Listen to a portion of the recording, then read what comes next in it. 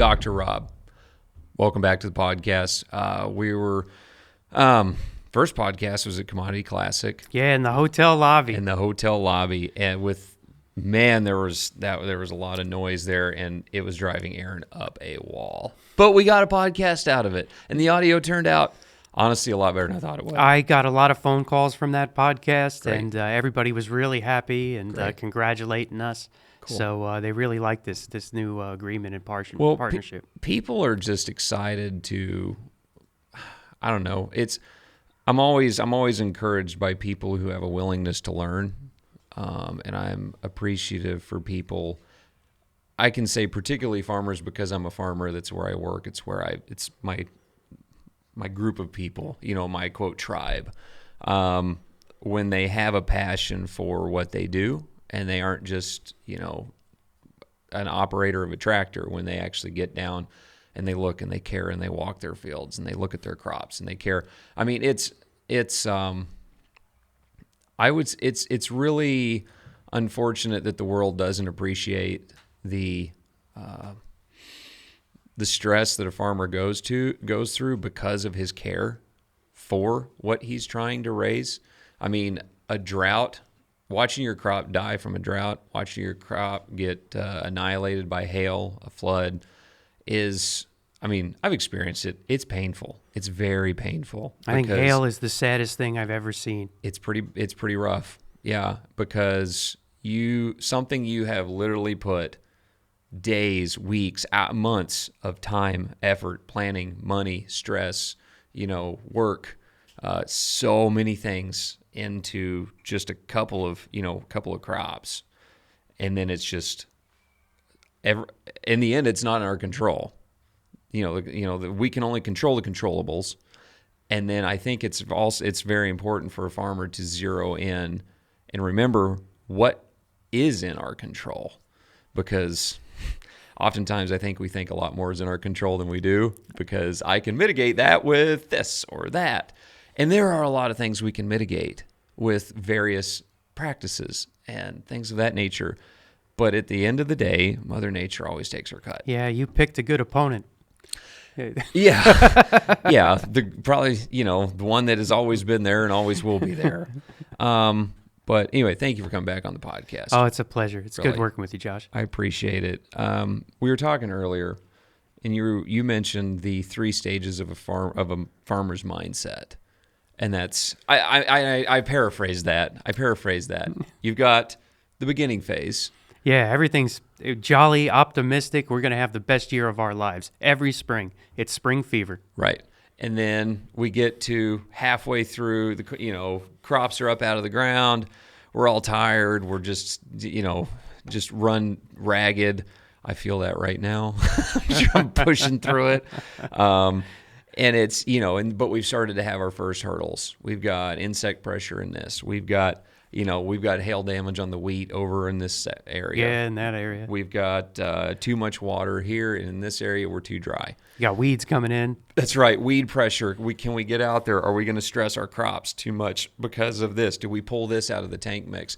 I'm trying to figure out whether to pull one thing out of my corn post right now, because the corn has literally grown so fast. And you get to a certain point, there are certain herbicides you don't want to put on a corn crop. Yeah, herbicides stressful, even to the crops that are meant to take it. Exactly. And we're actually going to talk about mitigating herbicide stress here in a little bit. And then we get to, I'd say, the summer, when, as you said, we're either at the totally screw it stage, we're done, we can't do anything else, or there's more room to go. Yeah. And that's the stage I like. More room to go. More room to go. And, well, we all want that stage. None of us want to have to abandon a crop. No, not at all. And then just so the audience knows, kind of, we sat here and we talked, and I scribbled notes, and I came back and put them in order of how I think, how to best flow with this, because there's a lot of information, and I was sitting there learning. I'm learning. Oh, this is amazing. I'm taking notes, and I'm like, okay, let's just lead the podcast in this direction. You've got the beginning, And I was like, that's perfect because we've got the beginning stages. We've got the middle stage. We've got I'd say most people's post-emerge herbicide applications. They've already come through some hurdles, and we don't know exactly how the year is going to go, but we have an idea. We're part of the way there.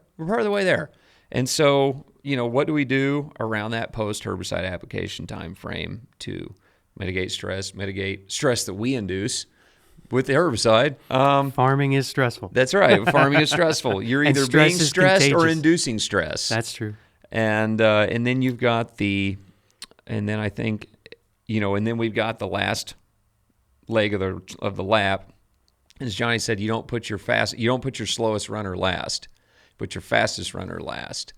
And I think that was great. I'm like, okay, perfect, because now towards the end of this lap, if we're looking at if this is a bad year, how do we handle that? How do we approach that? If this is a good year, how do we handle that? How do we approach that? Because it's two different approaches.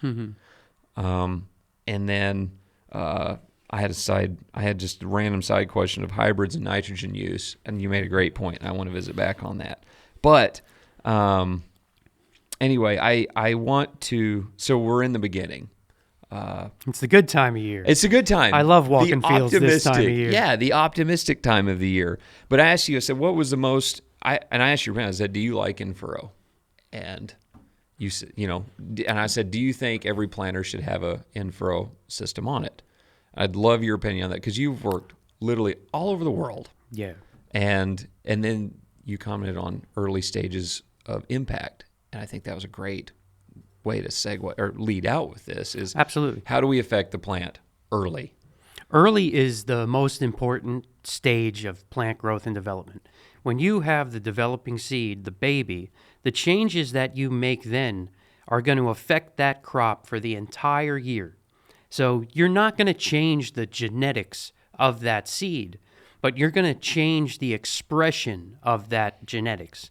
So if you start your seed off in what appears to the seed to be a very highly productive environment, the speed of that genetics is going to work faster. And that rate of transformation or growth is going to continue for the entire length of the crop. Sure. So if you're going to cut everything out, don't cut out that first application. You really want a seed treatment or an in-furrow application when the seed is germinating, when it imbibes the water. So say a guy has, say he's sitting there looking at his budget, and he's looking at what is one additional thing I can do to impact my crop at the greatest possible point. It's the beginning phase. The beginning phase, absolutely. Okay. And yeah, if you're only doing one thing, do something to the seed. Sure. Seed treatment or buy an in-furrow. Sure. Exactly. Well, in seed treat, it would probably, in the world of logistics and everything else, it would probably be easier and cheaper to either find a neighbor that has a seed treater. Oh, yeah. Or go in with some neighbors on one, or maybe you've got your own setup. I have seen some really interesting seed treatment mechanisms, contraptions, what it might be. For a lot of our research, we're doing it in a Harbor Freight cement mixer. Yeah. With a calibrated amount that goes on the seed. Right. Yeah. And I mean, I have seen guys with, an electric pump and a 25-gallon tank and a flat fan nozzle spraying seed as it goes down and up the drill. Absolutely. And guess what? That's okay. The sky's the limit on what you can spend on a seed treater. The sky's the limit. And in a rough ag economy, high dollar seed treater is personally not something I would probably necessarily look at. I'd look at other options. Splitting one, finding someone that already has one. I'm seeing a lot of locals that are, regionally, that they're putting in a seed treater and then they're keeping it running by doing all the seed in the neighborhood. Yeah, exactly. Talk to your seed dealer and be like, hey, is this something? Can I pay you? I know you don't sell this, but I've got this product I'd love to put on my seed. Could I work a deal with you where you would treat my seed with this? And is there any way I can help you to facilitate that? Absolutely. Seed treatments are really good for the farmer. And if you ever see, in all that marketing material, someone's going to come at it and market a 12 to 1, a 30 to 1 ROI on an application. Those are all from seed treatments. Okay. It's because you're directly targeting only what you want to target. Sure. The soil is like an ocean. So if you target the whole soil, it takes a lot more volume than if you just target that seed. Got it. And I know some of these crops we can't seed treat. There's different warranty rules and guarantees on the seed. Okay. And you don't want to void that warranty. Okay. And that's where our in-furrow applications come from.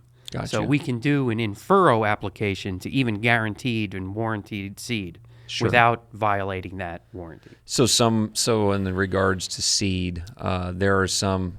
I guess it wouldn't be illegal to add seed treatment to a seed, but I guess there's some. Can you elaborate on that a little bit? Because I can a little bit. A little bit, because I'm not really in the seed business. Sure. I did train in breeding and genetics back in school, and somehow I got into the fertilizer industry, fertilizer, hormones, biostimulants. Yeah. So I'm a little removed from there. We should talk to our seed dealers. Sure. But I know corn, for instance, is notorious.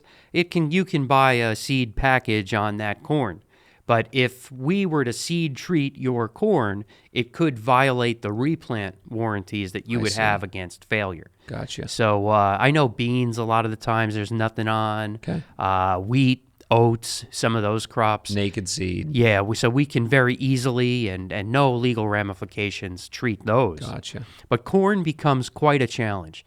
And I have to say, I'm not farming large acres of land, but if I was, I would really be concerned about the seed warranty.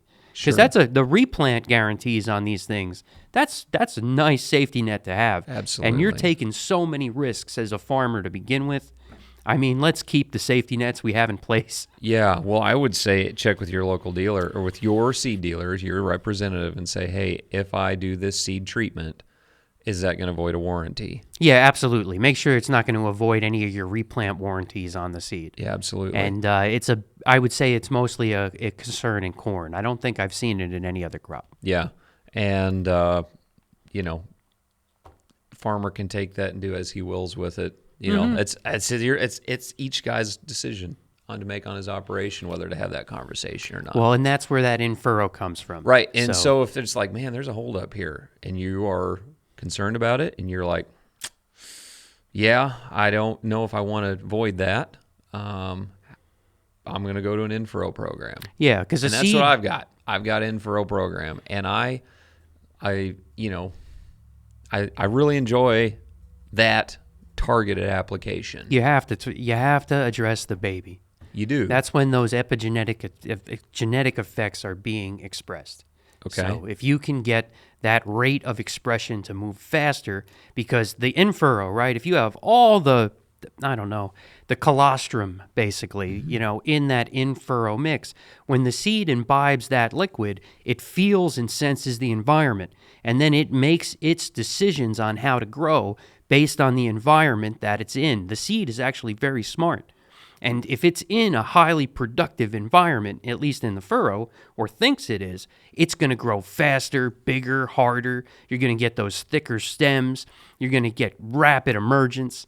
And that rate of expression is going to carry the entire season of the plant. Sure. If it starts as a malnutritious runt, it's going to die a malnutritious runt in the end. I see. So we talk about balance a lot. Balance is absolutely everything. It is absolutely everything.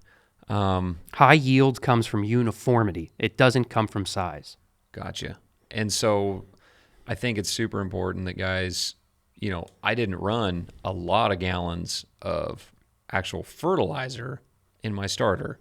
It was more of I'm going to run a lower rate of this because I want the plant to focus on these nutrients at this time frame.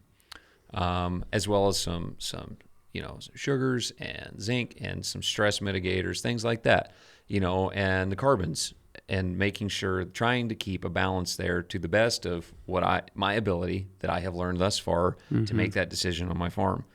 And so, it's interesting. Johnny mentioned, he goes, if you are doing, this is total rabbit trail.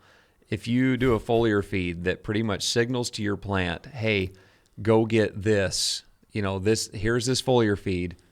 This is what basically telling the plant, this is what I want you to do, root exudate, to change whatever. I want you to pull a lot of phosphorus right now. But you're low in phosphorus in your ground. You could really be not doing any good here. No, you're telling it to get something it doesn't have, so you're wasting a lot of energy. Right. Yeah, wasting energy. Would you say even confusing the plant to a degree? Absolutely. Once it starts to stretch its roots out and realize that none of this is around, then it's going to go into more of a survival response. So then it's going to start to cannibalize itself. Absolutely. Got it. Okay. Rabbit trail over. But we've got the in-furrow option. And then we've got, is there anything you want to add to the in-furrow that just pops out? Just in-furrow, we want uniform seeds. So we want everything. We want all of those seeds to grow basically on the same day. Now, they're not going to germinate tomorrow, but let's say they germinate in a week or 2 weeks, whatever it is, depending on soil temperatures. You're going to have very little control over that. But you want the first seed in the field, the first plant in the field, to literally come up in a day of the last plant in that field. Sure. And if you take some of those metal flags with the different colors on them, yep. The first day you see it pop, you flag 10. Second day, flag 10 with a different color. Third day, you flag 10 with a different color. Yeah. You go back before the combine rolls later in the year, and you'll find that first day that they all came up, you're going to have some big boss ears on that plant. Okay. That middle flag, some will have ears, some won't. Much more variance. Yeah, and that's only a day later. And then by the third day, you will not have ears on those plants. And those will just be weeds in the field. Gotcha. Because we don't need a bunch of corn plants without ears. Right. So uniformity. No, I don't want any without ears. The other one that I know because we love equipment in the field, Yeah. And a lot of these planters, I go to Farm Progress every year just to look at this, right? And these planters, they could drive down the fields at phenomenal rates, to plant. Drive slow. And here's a tip that I could give you. It's not going to cost, you don't have to buy anything. But if you can, and I know you don't want to hear this, but if you just lower that speed, give me 1 mile an hour less, you will see such an increase in uniformity. I have a good friend who's an NCGA guru. He plants his contest field at 2.5 miles an hour. So, exactly. With a high-speed planter. Exactly. Quote, high-speed planter. Because he is going for perfect seed drop. He's not, that is his number one focus. Yes, he's very in tune to his in-furrow, his 2x2, everything else. But his number one focus is dropping those seeds exactly evenly apart. It's so true. Yeah. Lately, probably over the last few years, I've been getting more into growing more yield with less input.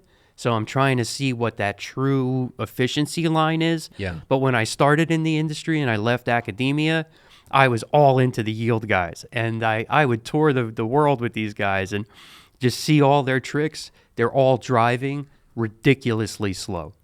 Interesting. Yeah, they are. And now I know, too. I think farms are getting bigger. Correct me if I'm wrong. But, some of these guys could be 5,000 to 10,000 acres of land. And I understand the challenges you're going to have, seeding all of that at the right time. Yeah. But, even too, and this is another unpopular idea, and we kind of missed the timing. Everything's planted around here now. Mm-hmm. But I kind of like the late seeded stuff better than the early seeded stuff. And I think just that few degree soil temperature, it's given me much better germination and a much stronger teenager in that field. Well, and that's I'm never the first one to plant around home, and I try not to be, just because even this year, man, it was going to be 70 during the day and 25 at night, and then 46 is the high the next day, and then 32.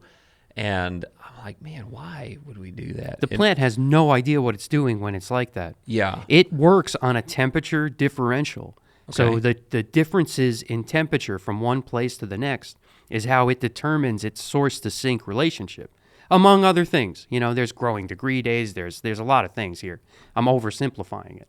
But temperature, hot to cold, or the change in temperature is how the plant's really starting to regulate. When you get those spring flip-flops, sometimes you'll see the actual cotyledon or the radicle grow in a curved direction. Yes. Because you just tricked it. Sure. You changed its delta T, its temperature differential from one place to the next. We actually, a few years back, we bought these little thermocouple things. Okay. And we were inserting them into different parts of the plant. I couldn't do this as a seedling, right? Because it's so tiny. Yeah. But like when the plant gets older, we were doing it with boron, molybdenum, and source to sink relationship. And did you know the ear and the kernel, like right there where it's dividing, it's colder than the leaf. So it's actually moving the sugar based on a change in temperature from hot to cold points. And you strengthen this with boron, molybdenum, and some amino acid chelates that we use. Yep. And you're actually able to see the temperature go down where the sink is, where the sugars are going. So it's even temperature regulation in a Inside. completely growing crop. Absolutely. Yeah, it's pretty cool. And water. Fascinating. You know, And water water. does that. So why does drought screw us up so much? You know, that's one of the reasons. You don't have enough moisture. The plant can't regulate its temperature. It basically has a fever. Okay. Interesting. Wow. Okay. That's a whole different. Now I'm like, Yeah. way to scrap this. New idea. Yeah. Yeah. More even. And that's, you know, where I say all these things, I'm usually 10 days behind, quote, the first guy in the county, but I strip till. That has helped my emergence. This is just me personally. It's a more, I say, even seed bed, but man, I've got some no-till corn this year that looks really good, and I planted it just a little slower. Because you hit a stalk from last year, or a coyote dug out hole, or a sprayer track or something like that was not mitigated with my strip till pass. Down in Texas, we have the fire ants. Yeah, fire ants out west too. Yeah, absolutely, fire ants for sure. And so these are things that are beyond my control. Totally. And so what's something I can do? I just load. Now, there was also a time I had rain coming and I was on the last field. And my planter became a high-speed planter. And it was like, this is one of those, if I don't plant, if it does not get in the ground, I'll probably be out for 2 weeks. And then when we're behind, there is a certain point of, once we get so far behind, there's an insurance plant ending date for a reason. Yeah, that's true. Because they know where the point of diminishing return is on planted seed. Absolutely. And particularly if you look at a crop like corn, this is a great crop for us to work on as academics because it's modeled. We know everything. We know its genetics. We know its physiology at the different growing degree days. We know when the source to sink shifts are happening. So we know everything about corn. So when you start to apply different treatments or use different practices, there's like a real reference point of what it should be doing so you can see what it is doing. Okay. Yeah, corn, there's another plant that it has nothing to do with farming, but it's this little tiny weed. It's a mustard. Okay. So they do a lot of studies on that too. And that's very easy to study because it's completely modeled.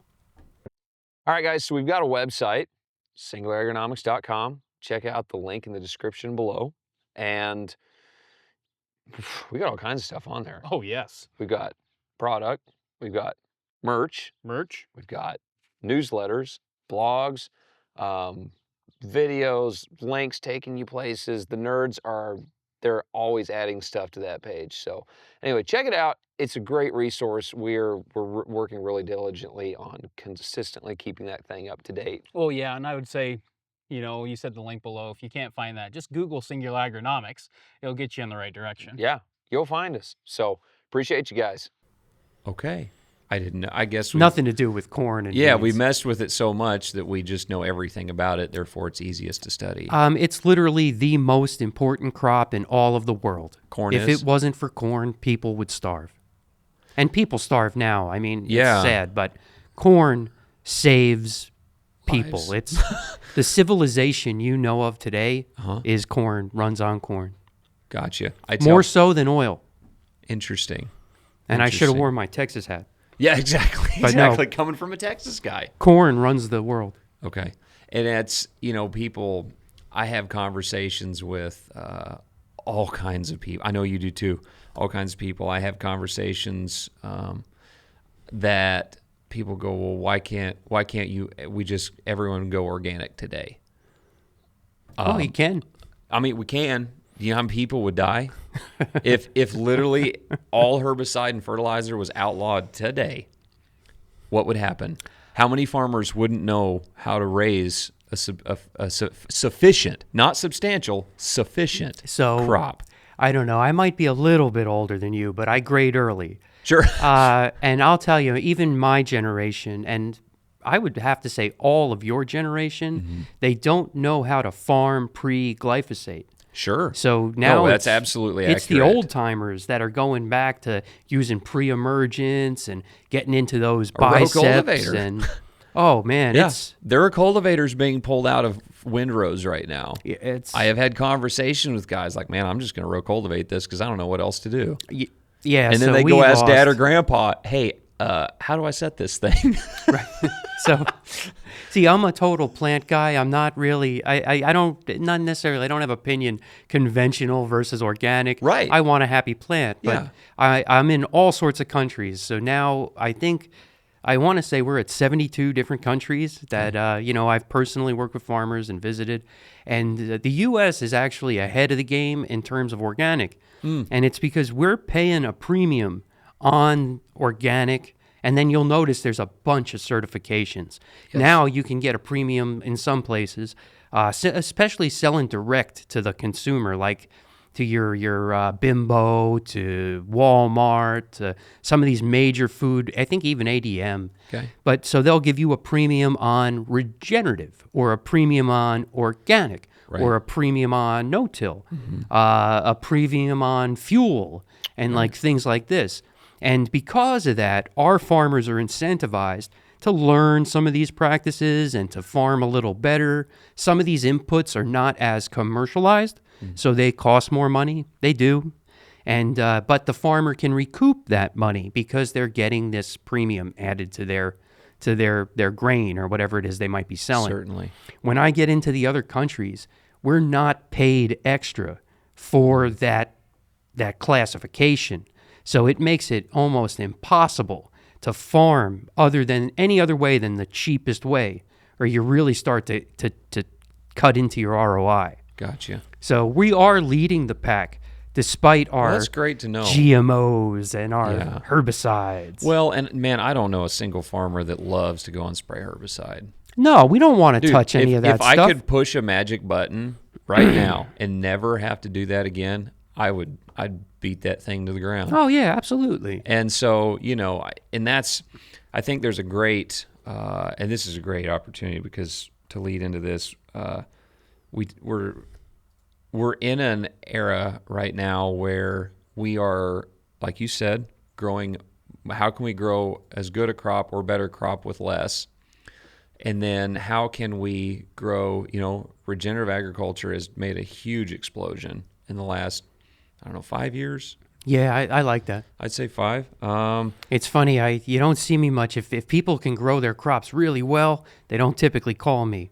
So you'll find me on the fringes of the industry or in environments where these guys might not want to be growing things. Right. And so we've had a lot of work in the regenerative categories lately. Right. Because they're just trying to discover something new.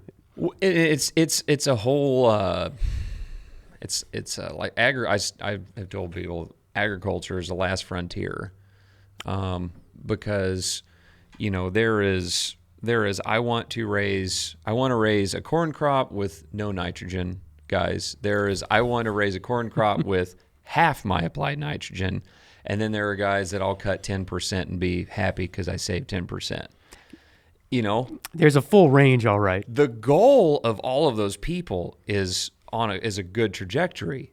It's a good goal. Oh yeah, and it's all in the same direction. Exactly. The 10% cut guy his goal is to reduce his inputs, his applications, as his goal is the same as the guy that wants to do it on zero. Oh yeah. Now, is his application different? Absolutely. But, and that's we've talked about this till we're blue in the face. The shift going from full this to none this, that is a very dangerous place to go. So without phasing it and testing it. I totally agree with you. And I've actually seen it's guys... financial. It's farm and financial suicide, potentially. Despite the savings from the reductions in fertilizers and pesticides and different things.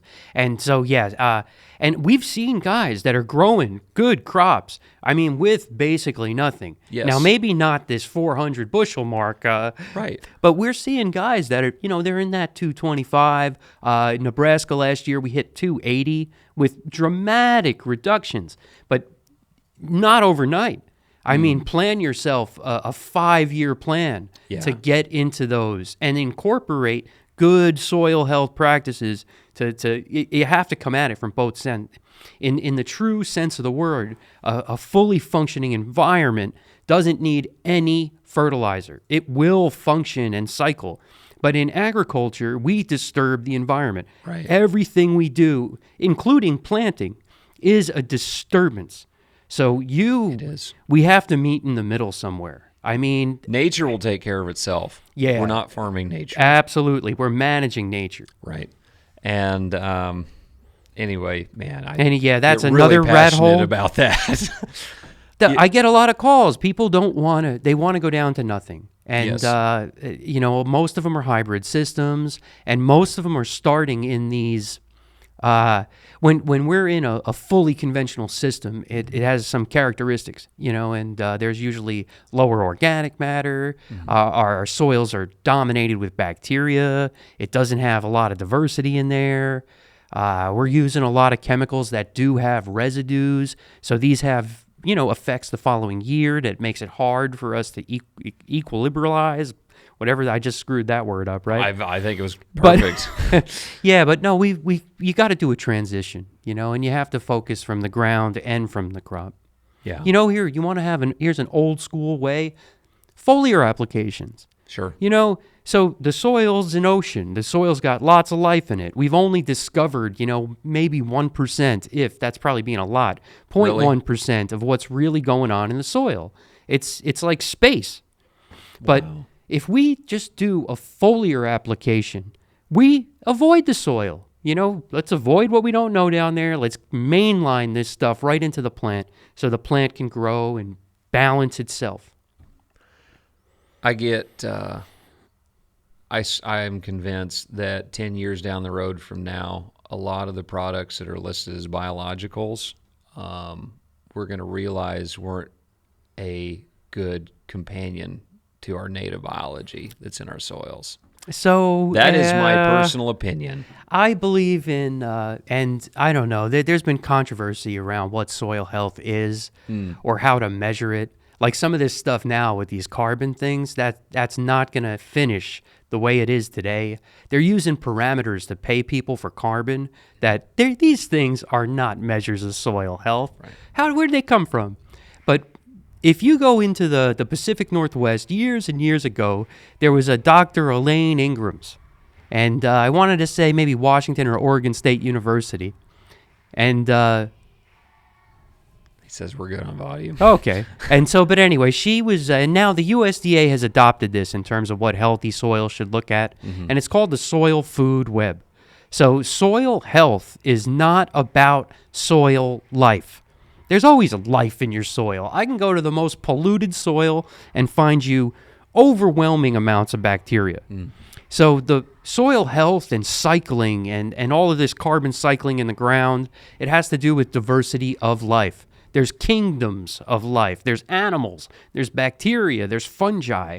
And all of these things need to be there. So I think a better measure of the health and the ability of your soil to grow your plant is by the diversity of life. So if we're taking something, and there's plenty of uses for some of the biologicals on the market today. Yeah. And, but it's the opposite of diversity. 5-10 years from now, we're going to know who and what was really on the right track. You're right. And we're going to know who wasn't. Yeah, it's true. And, I don't know. I'm a farmer, So I look forward to seeing what that comes out to Oh, be. yeah. And you know? also have to watch these marketing claims. This is, I think, yes. one of the things that brought me and you together. Yes. Some of the things they're calling biologicals or biostimulants, it's total BS. Yeah. Like, there's nothing living in that product. Right. So we got to be a little careful We do. between the marketing, the Yeah. facts, and the fiction, I guess. Absolutely. We're yes, I love it. I love it. Okay, so you just talked about foliar. That's perfect because that was the Foliar last one. applications are a big deal. Yes. And it's well proven that foliar applications work. Now we got a lot of guys doing different tests, tissue tests, sap tests, all these other tests. You spray a good foliar chelate on a plant, and you can immediately see it increase in the plant. Mm-hmm. Now, the soil, it has a lot of things going on. We got base sats, we got different ratios, we have Mulder's chart showing the competing nutrients. When you apply your fertilizer to the ground, it's fighting. There's biology that's going to eat it. There's cations that are going to bind it like a magnet, and it just might not be available. Now, when you apply a foliar application to the leaves, it goes into the leaves. And that's been very well documented and proven. You're not fighting your negative. You're not fighting. I don't want to say the bad. You're not fighting the struggles that you will fight in a soil environment. Absolutely. Yeah. And you're not going to fix the soil. No. This problem's going to be reoccurring, Yeah. but at least you're getting the nutrients to the plant. It's like an IV. So you're getting it what it needs now to maybe divide some cells, to make a row, a column, maybe even to stop abortion on that pod. So you can make targeted applications to the foliage and really solve a problem, an immediate problem. Sure. Any tips on foliar feeding? I don't know. I look at me. My cornfields would look like golf courses. You'd be putting on them. So That's your dream of a field. that might not be the best return on your investment, right? Sure. So now we have to take it. So the answer to that, I would apply really complete fertilizers. I would try to apply in balance everything the plant needs, and I would change the ratios. I'd have you out there multiple times a year. People are going to kick me off of the farm. Sure. So some of the things that we're doing in agriculture, we'll have to target some of the problems that we know that we have. We have a few problems. Mm-hmm. We use a lot of different phosphates to grow plants. And, maybe it's an ortho or a polyphosphate, maybe a 34% phosphorus that's going out there. 1034-0. Well, I didn't want to point my fingers too much. I can ask because I'm a farmer. 1034, 1137. I cannot confirm, but I can nod. MAP, DAP. Yeah. There's, yes. This goes on. These are high. These are, just think of it, we're providing phosphorus. It's an unbalanced phosphorus source. Sure. So when it goes, it's going to have a lot of interactions. Mm-hmm. If you are using 1034-0, I don't care what your soil test says, you will have a zinc deficiency every time because the phosphorus is competing with the zinc. And phosphorus is stronger. So phosphorus wins the fight against zinc. So one of the things we can do instead of throwing the kitchen sink at the field, is make sure if we're using 1034-0, that we're adding zinc. And then maybe we want to add that zinc as a foliar application so we avoid the tank fight or the soil fight from the ground. I see. Another one, and listen, I'm a big fan of herbicides. My master's in weed science. I did a lot of work with a chemical, bisbeerback sodium. And anyway, I love herbicides, and because I know if you've ever pulled weeds, you love herbicides too, and I also know that without weed control, you don't have a crop. Without seed, you don't have a crop. Everything else, fungicide, insecticide, I usually have a crop, if I don't have it. Sure. Without weed control, you don't have a crop, period. Uh-huh. So I'm not going to be Mr. Anti-glyphosate here. We have Liberty, we have Roundup, we have glufosinate, glyphosate. But the way these work, they stop amino acids in the plant, very specific aromatic amino acids that are made and are necessary for that plant to grow and develop and make babies. Babies are yield. Yeah.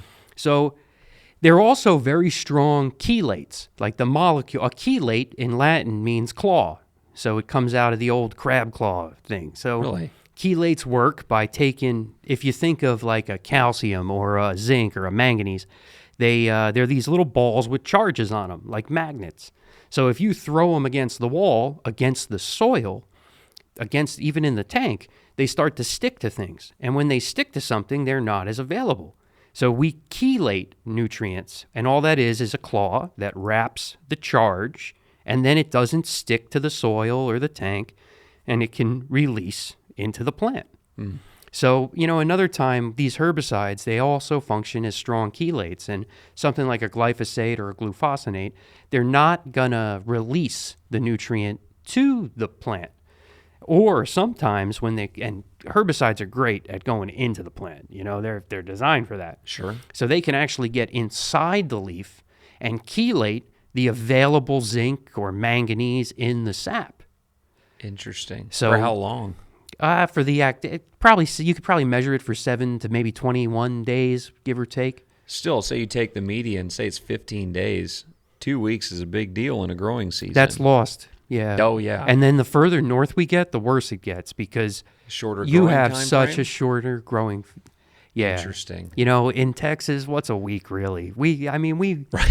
We're planting in January. You're planting 120-day corn, Oh, probably. yeah, you get away with it, right? But I don't know. Someone's going to jump in the comments now and be it's like, like, "Hey, hey. 120-day corn." Forgive me, okay. But we do a lot of work. Again, I was saying the fringes of farming society, and we're getting into the Dakotas. You get out there by Bismarck. It's almost got 24-hour nights in the wintertime. We're talking really, really short seasons. Yeah. So it makes a really big deal. But so what we like to do whenever we're applying a herbicide is to add the micronutrients that those herbicides are going to chelate. Everyone, after you spray your herbicide, you notice how your beans or your corn kind of looks a little angry. It's a little bit gray. Its leaves aren't as flat anymore. That's a stress response. Even on GMOs, like let's say we're we're glyphosate tolerant or glufosinate tolerant. The plant's like 99.99% tolerant to that herbicide. But if you think of how many cells are in a plant, it's billions, trillions of cells. So even that 0.00001% not tolerant, it creates a lot of stress. So we like to do things to stop plant stress with the herbicide. That's I call it farmer-induced stress. Yeah. So we target the ethylene production. And I also like to add my zinc, my manganese, corn and zinc. Corn always needs zinc. Beans always need manganese. Like to do a little bit of nitrogen at that timing so I can catch that nitrogen uptake curve that everybody's looking for right between V4 and VT. Got to remember, V6, V8 is when corn's making rows and columns. So pre-tassel, you can start to increase your yields. You can make bigger changes. But once those are set, then we can just protect the yield that we've set. I see. Just so happens you have something. Yes, I do. You offered through us. What's that product, Robert? Yeah, so my company is Agmerica, and we've partnered with Singular Agronomics to help farmers directly. And we do make a polyamine chelated fertilizer. It's an 800, has nitrogen in it. We got a little bit of boron in there to increase that source-to-sink relationship. Some sulfur, because the sulfur is really going into the proteins. And then it's got that manganese, and it's got the zinc. And that's basically its purpose is to offset the stress that we induce on the plant with a herbicide application. It's meant to provide the food sources Got it. from that herbicide application, yes. Got it. Okay. See, that's the herbicide. I'm going through my notes here. Anything else to add on the herbicide side of things, or that portion of the plant stage that we can impact in a positive way? Yeah, so I'm an ethylene guy. I'm a hormone guy. I started way back in school, and I would develop plants, grasses in particular, I would naturally do this through breeding genetics, that were naturally more tolerant of environmental stress. So the stress hormone is ethylene. And ethylene is caused by oxidative damage inside the cell.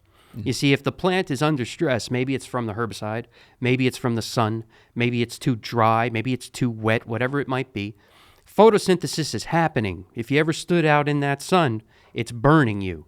So this is happening all the time. Now, when the plant is healthy or happy or on, it's never all or nothing, right? Yeah. But when the plant's actively working, the plant's able to take most of this sun and convert it or reflect it. So there's not much damage, and all that solar energy goes into the plant. Now, when the plant is under stress, it can't do that effectively. Photosynthesis, it's happening in the chlorophyll, and chlorophylls, they're called phospholipids. That's the name of the chemical. Lipids, fats. So fat in colder weather is harder. Fat in warmer weather is softer. So when you start to change this membrane, now suddenly the solar energy is kind of free electrons and photons, they're bouncing off in the wrong place. The plant is 90% water. You know, even during a drought, the plant has a whole lot of water in it. Sure. So what it does is it makes peroxide inside the cell of the plant. You ever put peroxide on your cuts? Yeah. And it bubbles, right? It foams up. Same exact thing happens inside the plant cell. So when the plant is under stress, you get this foam going on inside the cell. And that foam makes the plant make stress ethylene. And ethylene is a gas. It's cool. You might take bananas that aren't ripe and stick them in a bag, close them up with some green tomatoes or something, and you can ripen fruit with that. That's ethylene coming off of the. You can take a ripe fruit and put it in a sealed area with unripe fruit, and it'll ripen them. Yeah. That's how we import all the bananas and things. We pick them green. We stick them in containers full of nitrogen gas, and when they get to the port, we inject them into containers with ethylene gas, and they all turn green, or they all turn yellow whatever for bananas. color they might be for or we do it with tomatoes. They'll all turn red. So that's the one bad apple ruins a batch? Exactly, that's true. And so that whole thing is based off of ethylene. That it's right? all ethylene. And, you know, I don't want to get into crazy arguments here, like the plants talk to each other. But yes, they are. They signal. Know? They're signaling each other through. Just look at pollination time. Absolutely. Yeah. And this gas is going now. Think a field, too, a canopy. You know, think of a closed soybean canopy or even a cornfield. There's a gas layer. This isn't just open air. There's a lot of that ethylene getting trapped. So if you're under stress because of some stressor event that's making ethylene, then your ethylene can float over to me so that I can start to prepare for the stress that you're experiencing, because it's likely going to hit me too. Interesting. So when you apply herbicide, you have an increase of stress ethylene inside that plant. Okay. So we make an antioxidant. We call it crop stress mix.